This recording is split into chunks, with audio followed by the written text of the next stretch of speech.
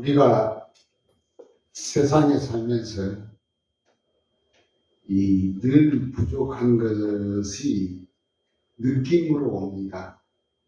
근데 내 자신이 부족한 것도 없고, 내 가족에 부족한 것도 있고, 또 내 사업체나 우리 공동체를 억누르는 환경을 생생하게 목격한다답게 표출되는 행동을 합니다. 그래서 그러한 공포에서 벗어나기 위해서 용감하게, 대담하게 뛰어들기를 원합니다. 그래서 무엇이 두려운가? 누구 탓을 해야 되는가? 이러한 정신적 산물을 갖다가 나르시스트라고 합니다. 그러니까 무엇이 늘 내 느낌이 내 자신과 내 가족, 내 사업체, 내 공동체가 늘 부족해. 그래가지고 공포에 쌓여 있어요. 그래서 그거를 뭔가 해결하려고 하는 것을 갖다가 정신적으로 나르시스트, 자기 도취주의자라고 합니다. 자기 도취주의자. 우리 한국말로 말하면. 이 말은 미국 텍사스주 어느 지방에 수어 형태로 표현이 되어 있는데, 스윙어 캐시라는 말인데, 이 뭐냐면, 스윙이라는 말은 뭐냐면, 던진다는 말이에요. 캐시라는 말은 고양이를 던진다. 그 텍사스에 가면은, 이 스윙어 캐시라는 말을 쓰는데, no room to swing a cat이라는 말이에요. 룸이라는 말은 스페이스. 우리 방을 갖다 룸이라고 해. 이런 방. 또 작은 방. 근데 너무 방이 좁아가지고, 그것을 말하자면 좁아서 화가 나고 신경이 나게, 그걸 말하자면 해결하기 위해서 고양이를 놔둘 수가 없어 고양이를 던져버린다는 뜻입니다. 그러니까 정신적으로 그런 문제가 있다는 거예요. 우리도 이와 같이 화가 치밀어오거나 절망을 느낄 때마다 뭐냐면 자기 속에 자기의 방이 있어. 자기 사고 속에, 생각 속에. 그래서 그게 뭐냐면 자기가 아는 만큼 넓어져요. 그런데 아는 만큼 넓어져야 되는데 그것이 좁게 아주 좁아져. 생각이 좁아져요.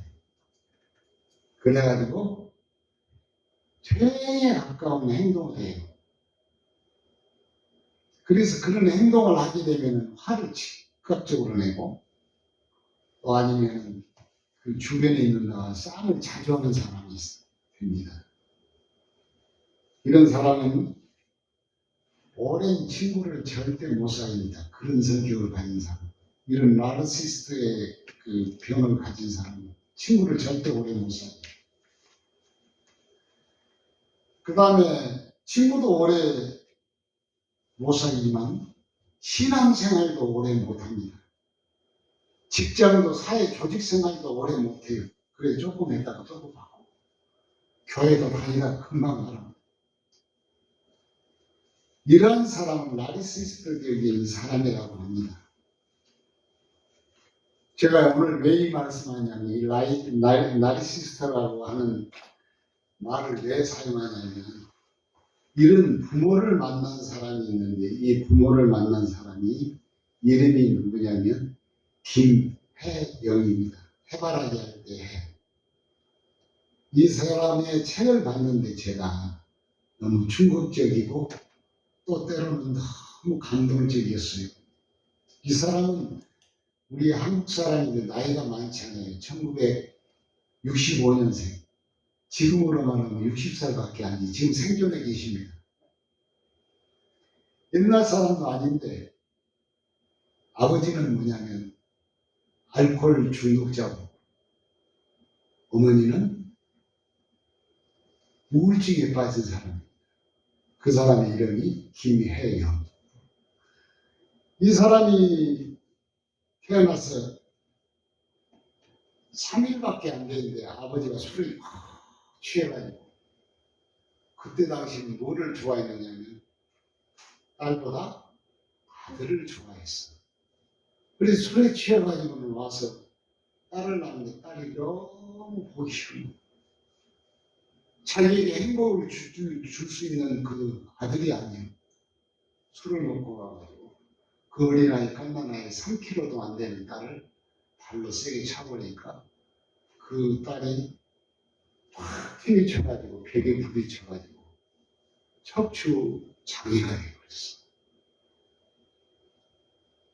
그 아이는 죽지 않고 점점점 자라는데 이 아이가 척추가 장애인이 돼가지고 아버지가 술을 깨고 멀쩡해 보니까 이제는 죄책감을 가집니다. 그래서 그런 죄책감 때문에 이 사람이 자살을 해버려요. 아버지가. 그리고는 어머니는 늘 우울증에 있으면서 그 딸을 척추 장애를 가진 딸을 학대를 합니다. 또 학대를 하고 계속 학대를 어머니가 합니다. 무슨 학대를 하냐면 아버지 잡아먹은 따님 얘기를. 아버지 잡아먹은 딸이라고 하면서 2년아 나가서 죽으라고 하면 맨날 그 장애 딸을 학대하고 또 딸을 또 학대하고 그랬어요. 그래서 이 딸이 척추 장애를 입은 이 딸이 집을 나갑니다. 몇 살에 나가냐면 14살에 집을 나가. 여러분, 적어도 우리는 이런 인생은 아니잖아요. 그죠? 그래, 이 사람의 이 책을 보면서 나는 무엇 때문에 우리는 불평할 수 있을까? 무슨 일 때문에 우리는 불만을 가질 수 있을까? 나를 돌아보았습니다. 여러분도 여러분 스스로가 돌아봐야 돼요. 이런 인생도 있습니다. 이런 인생도 있어요. 근데 이 사람이 14살 가출을 해가지고 식모살이를 갑니다. 근데 식모살이를 갔는데 그때가 식모살이를 간 집이 예쁜 예수 믿는 사람이었어. 그 사람은 실명을 거론해놓지 않는다고. 아주 예수를 지독하게 잘 믿는 사람이었어.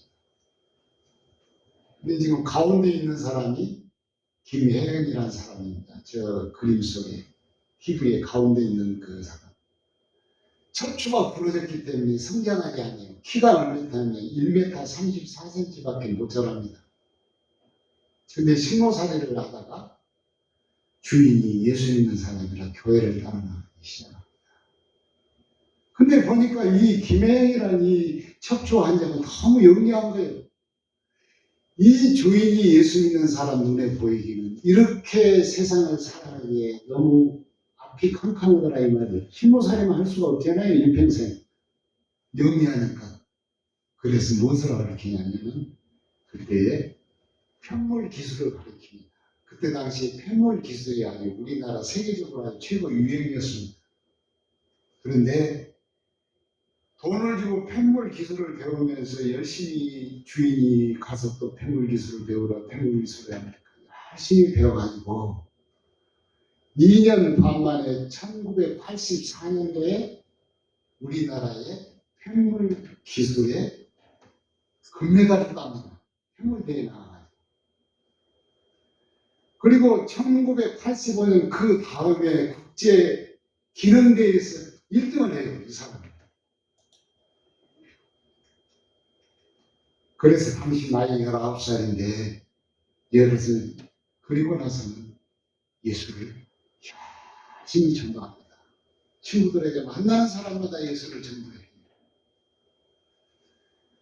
나는 이렇게 예수 믿어서 세상을 끝날 것이 아니라 하나님이 내게도 꿈과 희망을 가르쳐 줬으니까 내가 하나님한테 뭔가 보답을 해야 되겠다 싶어요. 지금 아프리카로 갑니다.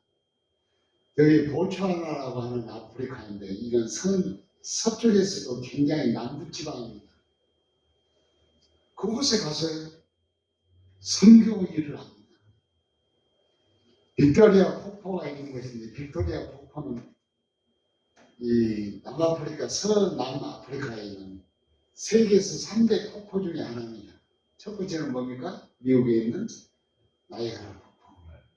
두 번째는 브라질에 있는 무슨 폭포요? 이가수 폭포.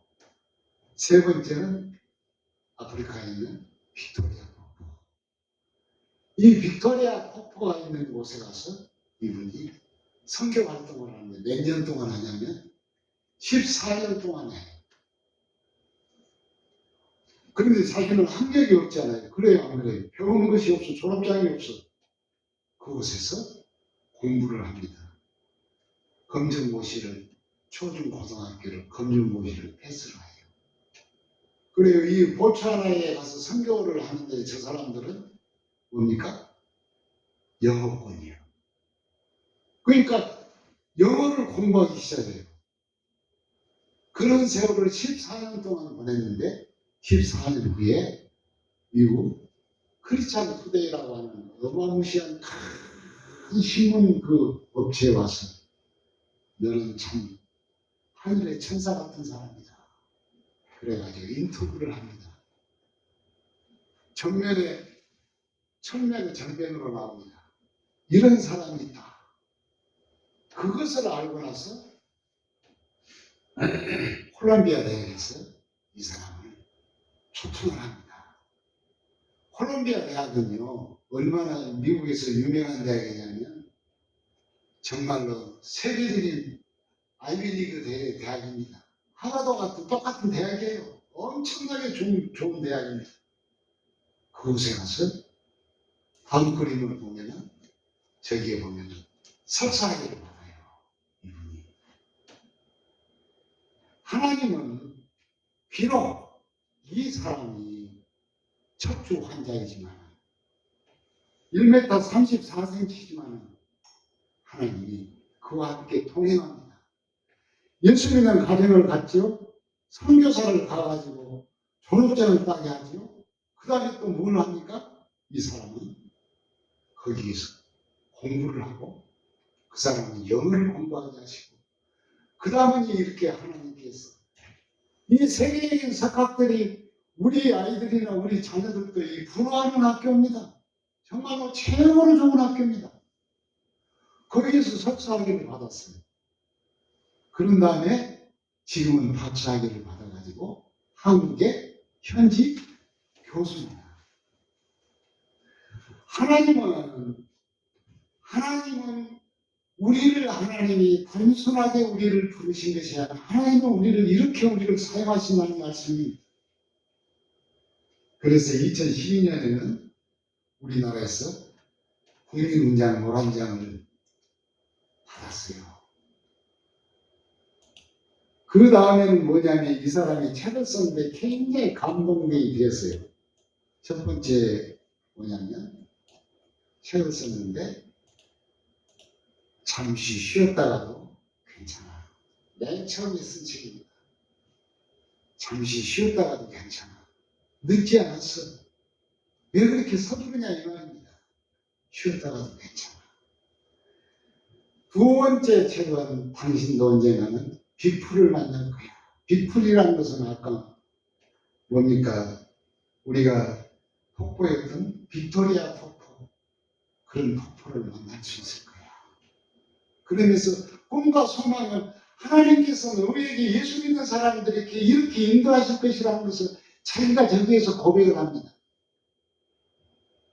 그 다음에 세 번째 책을 또 썼는데 다행이다. 아침이 온다. 내 인생은 다행이다. 아침이 새아침이 온다는 거예요. 저녁이 있으면 반드시 아침이 옵니다. 예수를 믿는데 항상 좌절할 필요가 없다는 겁니다. 반드시 아침이 온다는 겁니다. 그 다음에 또 하나는 마지막에 숨기지 마. 내 인생이잖아. 우리는 숨길 필요가 없어요. 그늘에서 있을 필요가 없습니다. 다 우리 인생은 우리의 모든 것을 다 드러내가도 그것이 내 인생입니다. 우리의 인생을 숨기고 감추지 말라는 겁니다. 진솔하게 살라는 겁니다.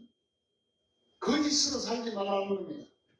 남의 인생을 살지 말라. 자기 인생이지 않아. 자기가 자기 인생을 살라는 겁니다. 하나님 앞에서 그것이 그렇게 중요하다는 말씀을 했습니다.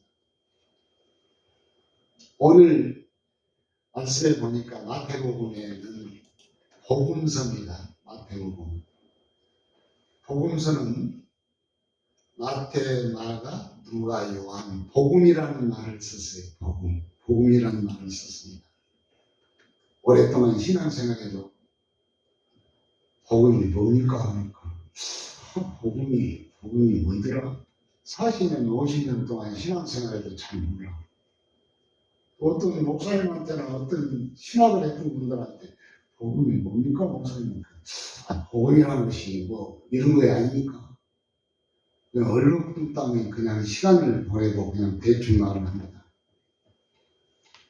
우리는 분명한 대답을 해야 합니다. 예수님께서 하신 일이 복음입니다.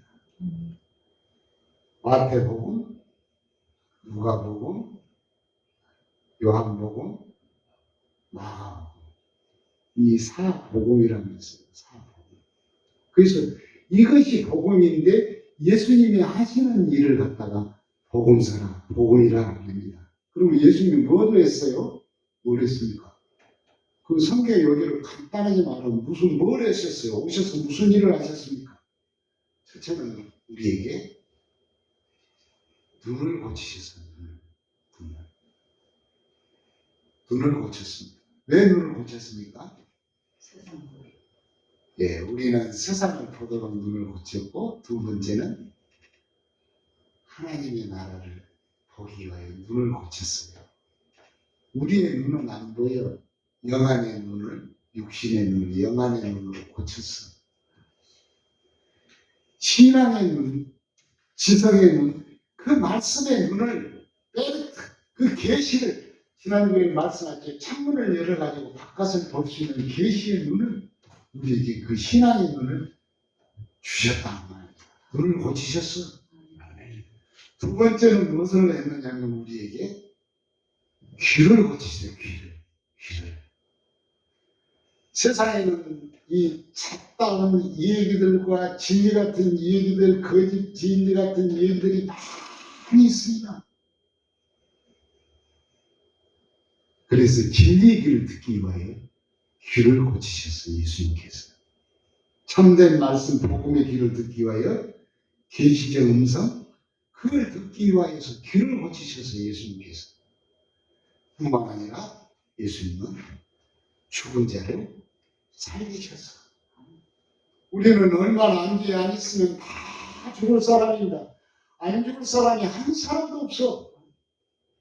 오늘 또 병원에서 몇 시간 후면은 1초 후에는 죽을 사람도 안 죽을 것 같이 합니다. 그러나 다 죽습니다. 삶과 죽음은 우리가 동일하게 받아들여야 돼요. 50%는 우리의 삶이요, 50%는 죽음입니다. 죽음을 자기가 50%를 가지고 자기가 느끼면서 사람을 대하는 사람은 진실하게 대해요. 신앙으로 대합니다. 오늘 내가 죽을 사람인데 무엇을 바라기 위해서, 무엇을 내가 남기기 위해서, 무슨 미련이 있기 위해서 진실하게 대하는 것입니다. 이렇게 대하는 사람은 죽음에 대한 죽음이 굉장히 다른 죽음을 죽습니다. 근데 거짓 세상을 사는 사람은 죽음에 대한 결말이 굉장하게 비참하게 죽습니다. 죽음이 비참해요. 우리는 기억하셔야 합니다. 복음서를 잘 이해하셔야 되는데, 복음서를 읽을 때 우리는 예수님이 눈먼 자를 고치시고 귀머거리를 고치시고 죽는 자를 일어내키셨다. 감동적이에요. 그런데 예수님은 경멸적으로 사복음서가 똑같이 예수님은 죽으셨다. 돌아가셨어요. 예수님이 돌아가십니다. 그리고 나서 예수님은 부활하셨습니다. 부활하셨어요. 죽고 끝난 것이 아니라 부활하셨다. 그 말씀입니다. 예수님이 지금 우리는 뭐라고 계세요? 눈을 고치고 계셔. 우리가 알지 못하는데 눈을 고치고 계세요. 예수님이 지금 우리의 귀를 고치고 계셔요. 그런데 우리가 모르고 있습니다. 그 다음에 예수님께서 우리는 죽음을 다시 이렇게 세우시기 위하여 살리시고 계세요. 그 사실을 우리가 모르고 있습니다. 이것을 살리고 계시고 축복하고 계셔도 우리는 절대 몰라요. 하나님의 은총이 우리 속에 임하여 있으면서도 우리는 모릅니다. 우리가 보게 되고 날마다 하나님의 위엄이 나타나고, 그런데 우리는 그것이 일상이야. 지나버려요. 아침에 해가 떴는데, 어제도 떴는데 오늘도 떴네? 해가 안 뜨면 어떨 겁니까? 해가 안 뜨면 어떨 거예요? 하나님의 위엄이 나타났습니다. 그래도 사람은 그걸 모른다는 말씀입니다. 우리는 우리의 눈을 열고 우리의 길을 열고 계신 하나님, 하나님의 위엄 속에 우리가 살아도 그걸 모른다는 겁니다. 말씀을 마칩니다. 우리는 살면서 신앙생활하면서 목적이, 우리의 소원하는 것이 뭐냐? 예수 믿는 목적이 뭡니까? 하고 다 물어보니까 첫째는 뭐냐면, 목사님 그거 물어보시면 뭐 하십니까? 생각할 필요가 없습니다. 그럽니다. 걱정할 필요도 없고 생각할 필요도 없고 고민할 필요도 없고 남들에게 관세받을 필요도 없고, 그 필요 없는 것들 다 예수님이 해결하시. 그러기 위하여서 우리는 예수 믿지 않습니까? 그런데 성경은 그거는 아주 큰 것이라고 표현했습니다. 예수 믿는 사이에 소원이면 예수 믿는 자는 이름으로 바로 날마다 그런 것을 구한다면 우리는 불행합니다. 그것보다 더 이상의 것이에요.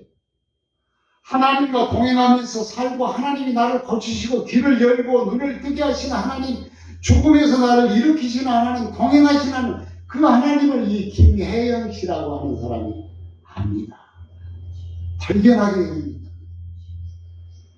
그래서 하나님의 은총으로, 척추적인 불구자가 하나님의 은총으로 지금 대학의 교수입니다. 하나님의 은총이 비교할 수가 없어요. 우리가 구하고 찾는 것보다 더 이상의 것을 하나님이 주신다는 사실입니다. 오늘도 이 세상 앞에 하나님의 손길이라는 것, 하나님의 위엄이요 영광이요 이것을 느끼면서, 만지면서, 기억하면서 살아갈 때 오늘 하나님께서 우리에게, 이것이 우리에게 축복입니다. 주님의 영광으로 예수를 믿어야 합니다. 기회와 명예를 우리 안에 채우시는 축복의 신앙과 인생이 될 것을 확신합니다. 기도하겠습니다.